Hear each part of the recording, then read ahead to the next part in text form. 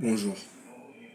Alors, aujourd'hui, je vais approfondir un peu plus les 7 principes hermétiques du Kybalion et je vais commencer par la première loi et comment cette loi agit sur notre vie de tous les jours. Et ensuite, je vais déduire comment on peut l'utiliser pour améliorer notre capacité de développement intérieur et extérieur. Alors, quelle est la loi du mentalisme? La loi du mentalisme, dit le Kybalion par Maître Meiji, dit que tout ce qui est autour de nous est mental. L'univers est mental et il existe dans l'âme du tout. Cela veut tout simplement dire que tout est créé à partir de notre esprit ou de nos intentions. L'univers est mental. Alors comment utiliser cette loi dans notre vie de tous les jours? C'est très simple. Tout ce que l'on voit autour de nous est créé par nos yeux, mais d'abord par notre esprit, notre mentalité, par des codes et des habitudes, par une certaine habitude de pensée, dit par notre entourage ou par notre code génétique. Nous avons pris conscience de la réalité ou de ce qu'est le plan physique. En un mot, nous sommes dans un monde mental et notre mentalité ressort de nos intentions ou de nos émotions. Cela ne veut pas dire que rien n'existe ou le monde physique n'existe pas, non. Cela veut tout simplement dire que nous pouvons prendre vent du monde physique par l'entremise de nos sens, le toucher, l'huile, l'odorat.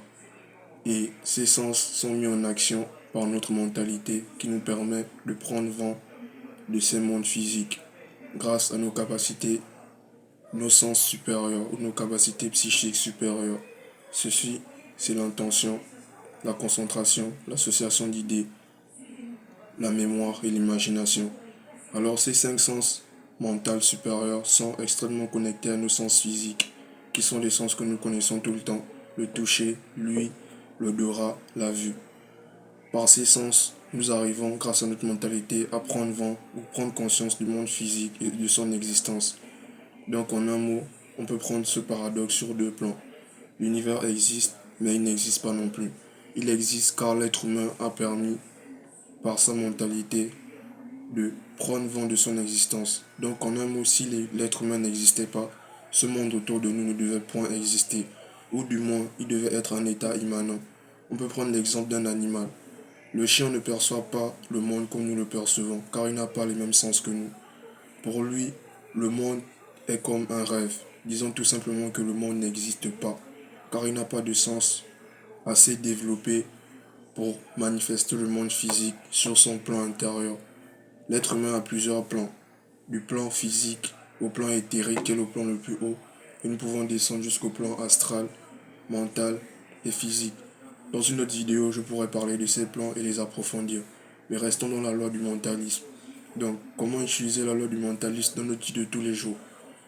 Si l'univers est mental, cela veut dire que tout ce qui est autour de nous est créé par notre esprit. Certains psychiques utilisent cette idée pour développer leur puissance ou leur volonté. On peut par exemple prendre l'exemple de certains pasteurs qui arrivent à réaliser certains miracles grâce à la force de leur volonté ou de leur foi qui a été travaillée par certaines suggestions qui a fait que pour eux, l'univers physique n'existe pas vraiment, mais existe aussi. On va dire 50% mental ou 50% spirituel et 50% physique.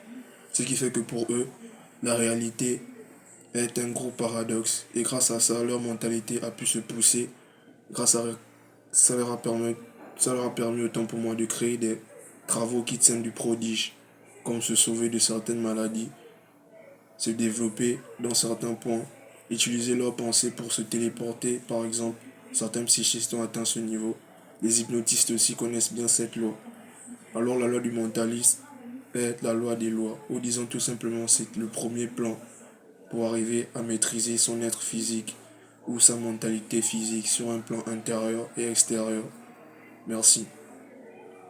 Alors continuez à vous suggestionner et pensez à cela. Méditez sur cette loi et comment vous pouvez utiliser votre mental dans votre vie de tous les jours.